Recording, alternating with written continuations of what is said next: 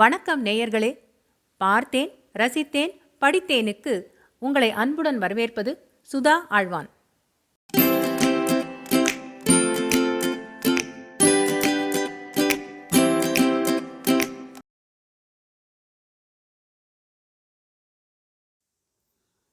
அமரர் கல்கியின் சாகித்ய அகாடமி விருது பெற்ற அலை ஓசை பாகம் 3 எரிமலை அத்தியாயம் 20 சிங்கார பூங்காவில்.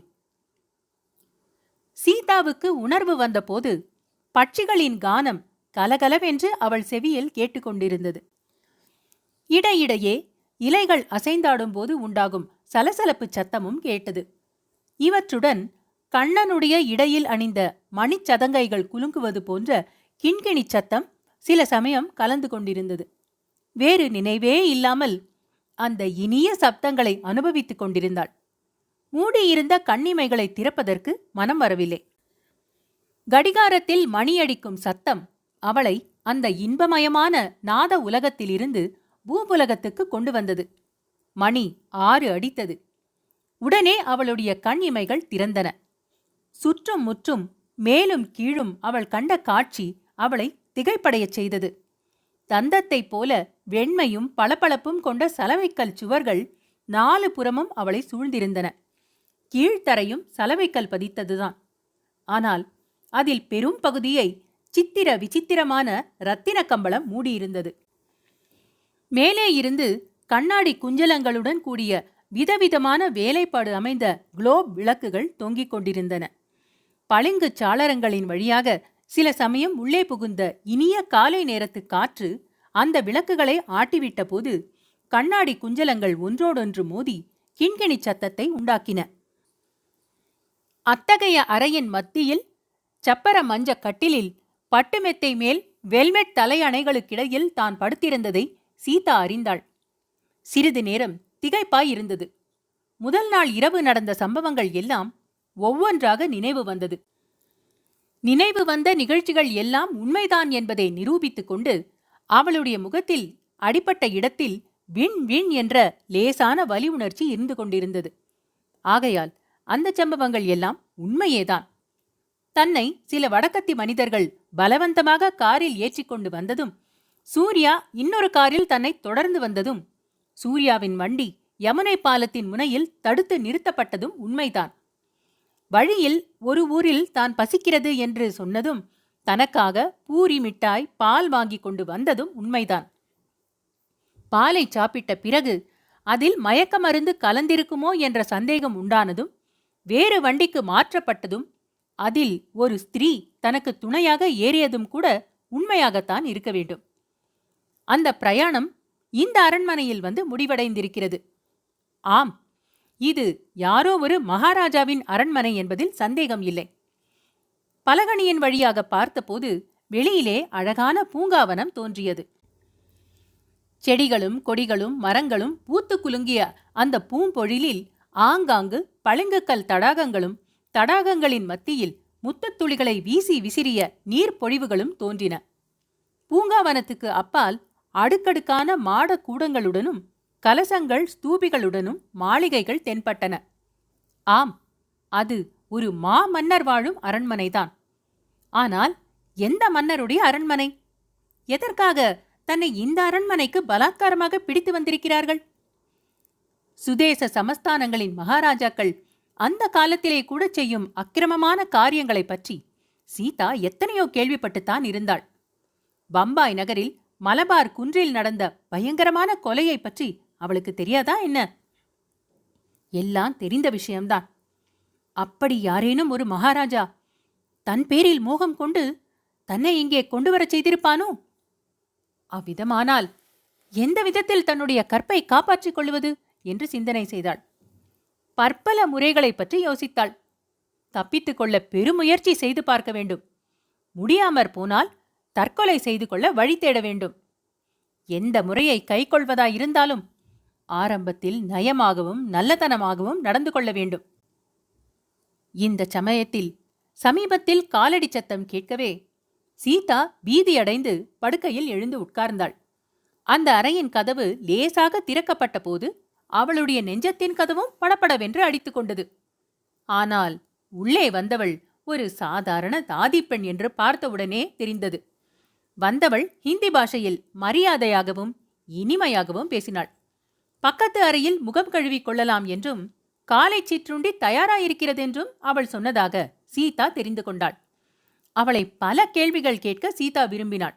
ஆனால் பேசுவதற்கு நா எழவில்லை, துணிவும் ஏற்படவில்லை. பிறகு பார்த்து கொள்ளலாம் என்று எண்ணி முகம் கழுவிக்கொள்ள சென்றாள்.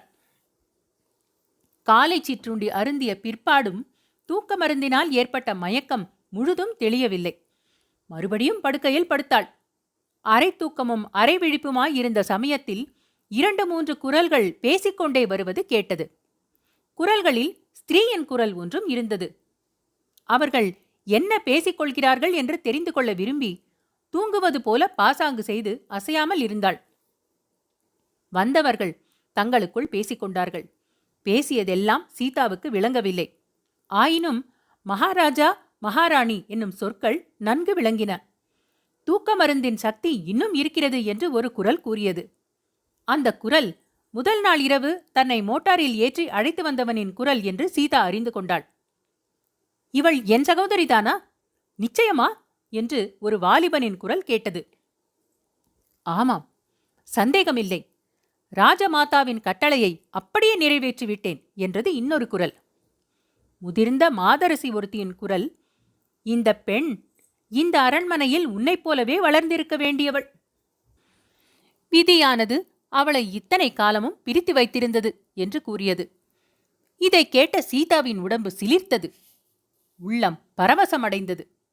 ஆயினும் அப்போது கண்விழித்து எழுந்திருக்க அவளுக்கு மனம் வரவில்லை.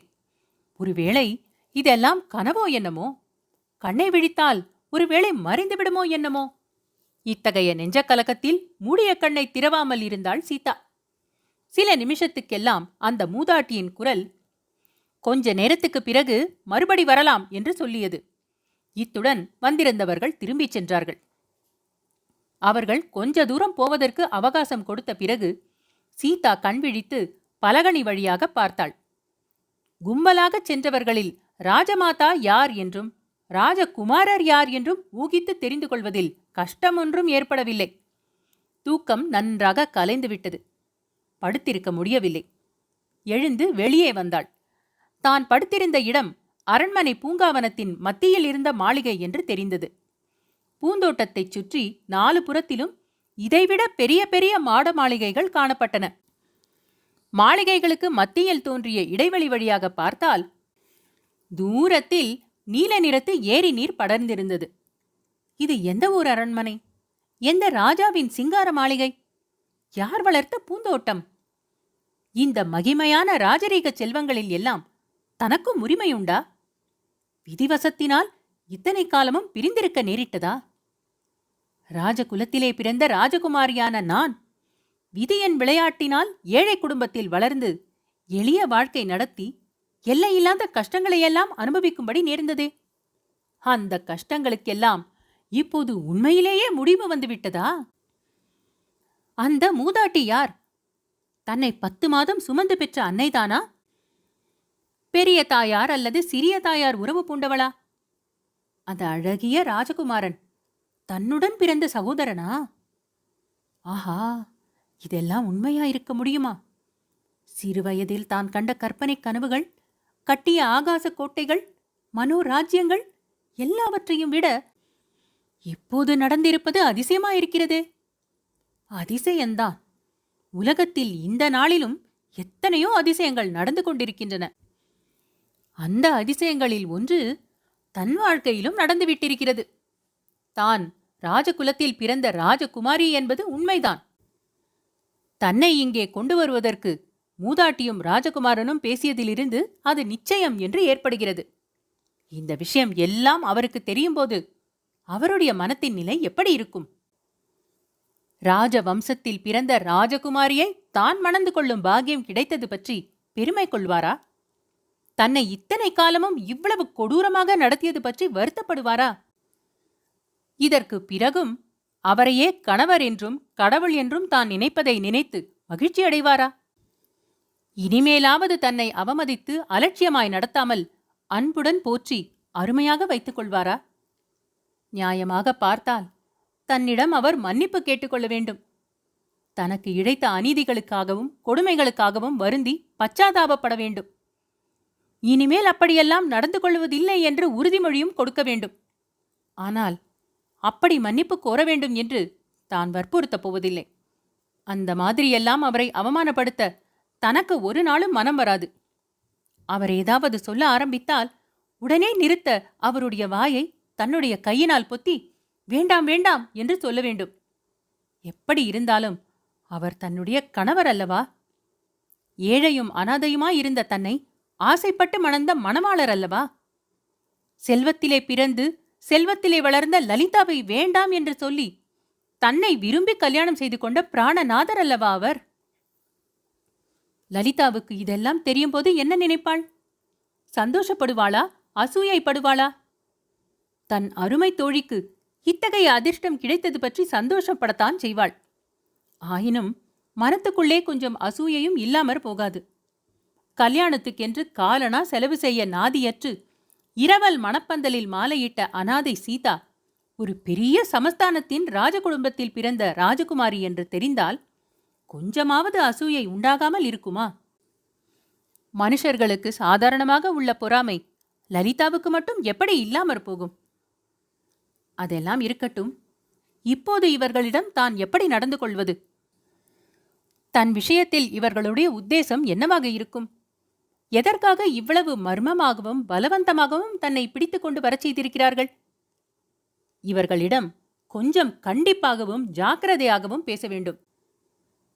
தன்னை இங்கே கொண்டு வருவதற்கு அவர்கள் கையாண்ட முறையை தான் விரும்பவில்லை என்று காட்டிவிட வேண்டும். மேலே அவர்கள் என்ன சொன்னாலும் சுலபத்தில் இணங்கிவிடக்கூடாது. அவர்களுடைய நோக்கம் இன்னதென்று தெரிந்து கொண்டு அதற்கு தக்கபடி யோசித்து பதில் சொல்ல வேண்டும். அடாடா, இந்த மாதிரி சமயத்தில் சூர்யாவின் உதவியும் யோசனையும் தனக்கு கிடைக்குமானால் எவ்வளவு நலமாயிருக்கும். ஐயோ பாவம்! சூர்யா இப்போது எங்கே, எந்த நிலையில் இருக்கிறானோ? ஒருவேளை இன்னமும் என்னை தேடி அலைந்து கொண்டிருக்கிறானோ? அல்லது போலீசார் அவனை பிடித்துக்கொண்டு போய்விட்டார்களோ என்னமோ? இந்த அரண்மனையில் தன்னுடைய நிலைமை இன்னதென்று தெரிந்ததும் முதற்காரியமாக சூர்யாவை பற்றி விசாரிக்க வேண்டும்.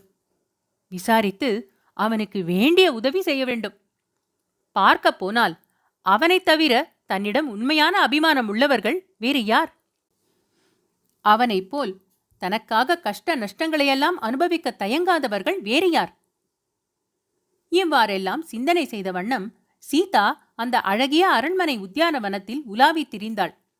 ஆங்காங்கு நின்று செடிகளில் பூத்து குலுங்கிய புஷ்ப கொத்துகளில் இருந்து ஒவ்வொன்றை பறித்து முகர்ந்தாள். மரக்கிளையின் மீது அமர்ந்து கீதமிசைத்த பட்சிகளை உற்று பார்த்து கொண்டு நின்றாள். நடந்து அலுத்து கால்களும் வலியெடுத்த பிறகு அந்த பூங்காவனத்தில் போட்டிருந்த சலவைக்கல் மேடை ஒன்றின் மீது உட்கார்ந்தாள். அவளுடைய உள்ளத்தின் கற்பனா சக்தி விஸ்வரூபம் எடுத்து பூமியையும் வானத்தையும் அளாவிக் கொண்டு நின்றது. அவளுடைய சித்தம் மரங்களின் உச்சி மீது உலாவி வானத்து பறவைகளுடன் குலாவி மேக மண்டலங்களில் திரிந்து இன்ப ஒளிக்கடலில் நீந்தி விளையாடியது. காலக்கணக்கெல்லாம் குழப்பமடைந்து ஒரு நிமிஷ நேரம் 100 வருஷமாக நீடித்தது. 1000 வருஷம் அரை நிமிஷமாக பறந்தது. எத்தனையோ மனோராஜ்யங்கள் எழுந்து உடனே சிதைந்து விழுந்தன. மின்னல் நேரத்தில் ஆகாச வெளியில் அற்புதமான கோட்டைகள் தோன்றின. அதே வேகத்தில் அவை மறைந்தன. அன்பும் ஆசையும் இன்பமும் துன்பமும் குரோதமும் குதூகலமும் அலை அலையாகவும் மலை மலையாகவும் கொந்தளித்து மேலெழுந்து நொடிப்பொழுதில் அடங்கின. அவர்கள் மறுபடியும் வந்தார்கள். ராஜமாதா, ராஜகுமாரர், அவர்களுடன் அந்தரங்க பணியாள் 3 வந்தார்கள். சீதா அவர்களை ஏறிட்டு பார்த்தாள். கண் கொட்டாமல் ஆவலுடன் 3 மாறி மாறி பார்த்தாள். ராஜமாதாவின் முகத்தில் புன்னகை மலர்ந்திருந்தது. மகளே, உன்னை சிங்கார மாளிகையில் தேடிவிட்டு வருகிறோம். அதற்குள் தோட்டத்தை சுற்ற ஆரம்பித்து விட்டாயா? மிகவும் சந்தோஷம். இந்த அரண்மனை தோட்டத்திலே உலாவ உனக்கு பூரண உரிமை உண்டு. இந்த அரண்மனையிலேயே வசிப்பதற்கும் உனக்கு பாத்தியத்தை உண்டு. இதையெல்லாம் கேட்க உனக்கு வியப்பாயிருக்கிறதா என்று ராஜமாதா கேட்டாள். சீதா மறுமொழி ஒன்றும் சொல்லவில்லை. எத்தனையோ கேள்விகள் கேட்க அவளுடைய உள்ளம் துடித்துக் கொண்டிருந்தது. ஆனால் பேச முடியாதபடி உணர்ச்சி அவளுடைய தொண்டையை அடைத்தது. மேலும் ராஜமாதாவிடம் ஹிந்தி பாஷையில் பேசுவதற்கு வேண்டிய சக்தி தன்னிடம் இருக்கிறதா என்பது பற்றி சந்தேகம் உதித்தது. டில்லியில் வசித்த காலத்தில் வேலைக்காரர்களுடன் பேசி பழகியதனால் ஏற்பட்ட ஹிந்தி பாஷை ஞானம் இந்த மகத்தான சந்தர்ப்பத்துக்கு போதுமானது. மகளே, ஏன் பேசாமல் இருக்கிறாய்? நாங்கள் உனக்கு அந்நியர்கள் அல்ல. நான் உன்னுடைய சிறிய தாயார். இவன் உன்னுடைய சகோதரன். காலம் செய்த கோலத்தினால் இத்தனை நாளும் நீ வேறு எங்கேயோ வசிக்க நேரிட்டது என்றாள். சீதாவுக்கு ஒரே பிரமிப்பாயிருந்தது. வியப்பும் மகிழ்ச்சியும் போட்டியிட்டு கூத்தாடின. தான் எண்ணிய எண்ணமெல்லாம் உண்மைதான். கனவுமல்ல, கருணையுமல்ல. ஏழை சீதா உண்மையில் ராஜகுலத்தில் பிறந்த ராஜகுமாரி. அற்புதம் என்றால் இது வல்லவா அற்புதம்? அதிர்ஷ்டம் என்றால் இதை போன்ற அதிர்ஷ்டம் வேறு என்ன உண்டு? மகளே, இன்னும் நீ பேசவில்லை. ஒருவேளை உன்னை இங்கே கொண்டு வந்த முறை உனக்கு பிடிக்கவில்லை போல் இருக்கிறது. அதனால் கோபமாய் இருக்கிறாயாக்கும். ஆனால் உன்னிடம் நாங்கள் பல தடவை சொல்லி அனுப்பியும் எங்களிடம் வர சம்மதிக்கவில்லை. ஆகையினால்தான் உன்னை கட்டாயப்படுத்தி அழைத்து வருவது அவசியமாயிற்று. நீயே யோசித்துப் பார். உன் சகோதரனுக்கு சீக்கிரத்தில் மகுடாபிஷேகம் நடக்கப் போகிறது. அதற்கு முன்னால் இந்த குடும்பத்தில் உனக்கு செய்யப்பட்ட அநீதிக்கு பரிகாரம் செய்துவிட வேண்டும் என்று இவன் பிடிவாதம் பிடித்தான். அப்படியானால் உன்னை பலவந்தமாக கொண்டு வருவதைத் தவிர வேறு வழி என்ன என்றாள் ராஜமாதா. இந்த சமயத்தில் ராஜகுமாரரும் சம்பாஷணையிலே சேர்ந்து கொண்டார். சகோதரி, அம்மா சொல்வது சரிதான். தங்களை பலவந்தமாக இங்கே கொண்டு வரச் செய்ததற்கு காரணம் என் ஆவலே. பிரயாணத்தின் போது ஏதாவது கஷ்டம் ஏற்பட்டிருந்தால் அதற்காக மன்னிக்க வேண்டும். மேலும் தாங்கள் இந்தியாவின் சுதந்திரத்துக்காக பெருமுயற்சி செய்து வருகிறீர்கள் என்று அறிவேன். அதற்கு குந்தகம் ஏற்படுவதை நான் விரும்பவில்லை. உண்மையில் எனக்கே இந்த சமஸ்தானத்து ராஜாவாக முடிசூட்டிக் கொள்வதில் விருப்பம் இல்லை. வெள்ளைக்காரர்களை துரத்தி அடித்துவிட்டு இந்தியாவின் சுதந்திரத்தை நிலைநாட்ட வேண்டும் என்று ஆசையாயிருக்கிறது. அதற்கு இந்த யுத்த சமயத்தை காட்டிலும் நல்ல சமயம் கிடைப்பது அரிது. ஆனாலும் என் தாயாரின் வற்புறுத்தலுக்காகவே இந்த ராஜ்ய பொறுப்பை ஒப்புக்கொள்ளப் போகிறேன். தாங்கள் என்னுடன் இருந்து ஒத்தாசை செய்ய வேண்டும். சகோதரியே, ஒத்தாசை செய்வீர்களா? சீதாவுக்கு கண்ணை கட்டி காட்டிலே விட்ட மாதிரி இருந்தது. இது என்ன கூத்து? இவர்கள் என்னென்னமோ சொல்கிறார்களே. ஒருவேளை இவர்கள் பேசுகிற ஹிந்தி பாஷை சரியாக புரியாததினால் இப்படியெல்லாம் நமக்கு தோன்றுகிறதோ? இதற்கு மேல் சும்மா இருக்கக்கூடாதென்று தீர்மானித்து, நான் ஓர் அபலை ஸ்திரீ. என்னால் உங்களுக்கு என்ன உதவி செய்ய முடியும்? மேலும் என்னுடைய புருஷரிடம் கேட்க வேண்டாமா? என்னுடைய பத்திக்கு தெரியாமல் என்னை நீங்கள் கொண்டு வந்ததே பிசகு என்றாள். இந்த வார்த்தைகளை கேட்ட ராஜமாதாவும் ராஜகுமாரரும் மலை சரிந்து தலையில் விழுந்தவர்களைப் போல் பிரமித்துப் போய் நின்றார்கள். ஒருவர் முகத்தை ஒருவர் பார்த்தார்கள். பிறகு சற்று விலகி நின்ற மூன்றாவது ஆளின் முகத்தையும் பார்த்தார்கள். நன்றாய் படித்திருக்கிறாள் என்று நீர் சொன்னீரே, இந்த மாதிரி கொச்சையான ஹிந்தி பேசுகிறாளே என்று ராஜமாதா கேட்டாள். கணவனை பற்றி பேசுகிறாளே, கல்யாணமாகியிருக்கிறதா என்ன என்று ராஜகுமாரர் கேட்டார். மூன்றாவது ஆசாமி திகைத்த முகத்துடன் சீதாவை பார்த்து, உங்களுக்கு கல்யாணமாகியிருக்கிறதா என்று கேட்டான். ஏன் ஆகவில்லை? ரொம்ப காலத்துக்கு முன்பே ஆகிவிட்டது. குழந்தை கூட இருக்கிறது என்றாள் சீதா. ராஜகுமாரர், இதென்ன அதிசயம்! அம்மணி, தாங்கள் யார்? எந்த ஊர் என்று கேட்டார்.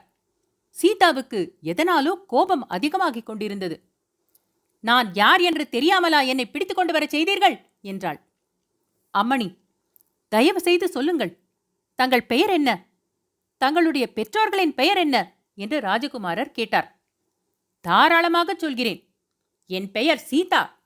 என் தந்தை பெயர் துரைசாமி ஐயர். என் தாயாரின் பெயர் ராஜம்மாள். என் கணவர் பெயர் சௌந்தர ராகவன். என் மாமியாரின் பெயர் காமாட்சி அம்மாள். என் அருமை மாமனாரின் பெயர் பத்மலோச்சன சாஸ்திரிகள். இன்னும் யார் யாருடைய பெயர் உங்களுக்கு தெரிய வேண்டும்? போதும் அம்மணி, போதும். கியான்தாஸ், இது என்ன மூடத்தனம்? இது என்ன அசம்பாவிதம்? இந்த தவறு எப்படி நேர்ந்தது என்று ராஜகுமாரர் பணியாள் மீது எரிந்து விழுந்தார். கியான்தாஸ் தன் சட்டை பையில் உள்ள புகைப்படத்தை எடுத்து சீதாவுடன் ஒப்பிட்டு 2-3 தடவை உற்று பார்த்தான். தவறு நேர்ந்து விட்டது. ஐயோ, தவறு நேர்ந்து விட்டது. இந்த பெண்ணும் அவள் மாதிரியே இருக்கிறாள். ஆனால் அவள் அல்ல. அடாடா, எவ்வளவு பெரிய தவறு நேர்ந்து விட்டது. இப்போது என்ன செய்வது என்று கியான்தாஸ் கூட சேர்ந்து அங்கலாய்த்தான். சீதாவை பார்த்து ராஜமாதா, பெண்ணே, உண்மையாக சொல்லிவிடு, உன்னுடைய பெயர் தாரிணி இல்லையா என்று கேட்டாள். அந்த ஒரே கேள்வியின் மூலம் சீதாவுக்கு சகல விவரங்களும் தெரிந்துவிட்டன.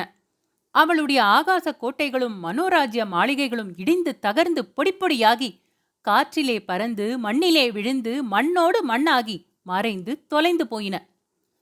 ஆஹா, இந்த முழு மூடர்கள் தன்னை தாரிணி என்று தவறாக எண்ணி இங்கே கொண்டு வந்திருக்கிறார்கள். இத்தனை நேரம் அது தெரியாமல் நாமும் ஏமாந்து ஏதேதோ கோட்டை கட்டி கொண்டிருந்தோமே. ஆசா பங்கத்தினாலும் அசூயையினாலும் ஆங்காரத்தினாலும் சீதாவின் உள்ளம் எரிமலையாகியது. எரிமலை கக்கும் தீயின் கொழுந்தை போல் வார்த்தைகள் சீறிக்கொண்டு வந்தன. நான் தாரிணி இல்லை. நான் உங்கள் தூர்த்த ராஜகுலத்தில் பிறந்தவளும் இல்லை. தழுக்கினாலும் குலுக்கினாலும் மூட புருஷர்களை மயங்க வைக்கும் மாயக்காரியும் அல்ல. நான் ஏழை குடும்பத்தில் பிறந்த ஏழை பெண். தாலி கட்டிய புருஷனோடு மானமாய் ஜீவனம் செய்து வந்தேன். உங்களுடைய முழு மூடத்தனத்தில் இந்த மாதிரி என்னை அலங்கோலப்படுத்தி விட்டீர்கள். இனி என்னுடைய கதி என்ன என்று சீதா அலறினாள். பெண்ணே, வீணாக கத்தாதே. நடந்தது நடந்துவிட்டது. நீ இருந்த இடத்தில் உன்னை திருப்பிக் கொண்டு போய் விட்டுவிடச் சொல்கிறேன் என்றார் ராஜமாதா. உங்களுக்கென்ன? திருப்பிக் கொண்டு போய் விடுகிறேன் என்று சுலபமாய் சொல்லிவிடுவீர்கள்.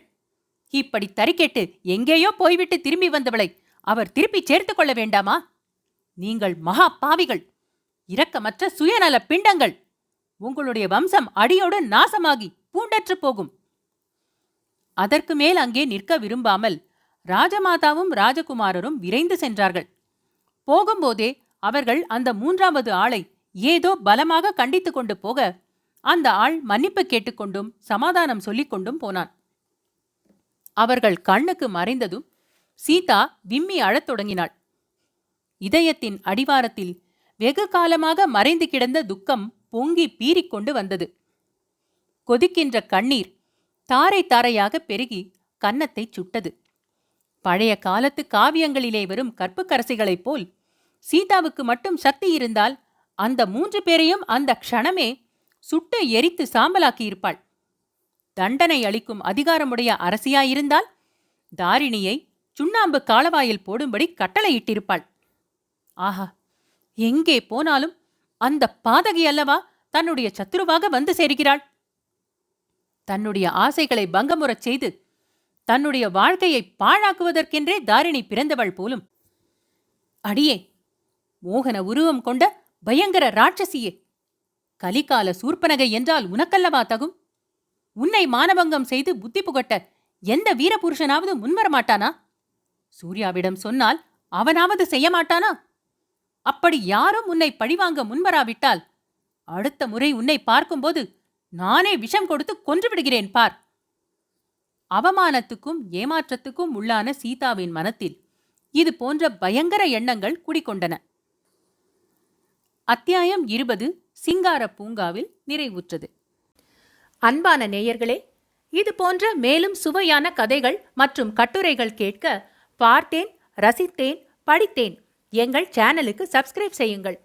பொன்னியின் செல்வன், சிவகாமியின் சபதம், பார்த்திபன் கனவு போன்றவை பிளேலிஸ்டுகளாக வரிசைப்படுத்தப்பட்டிருக்கின்றன.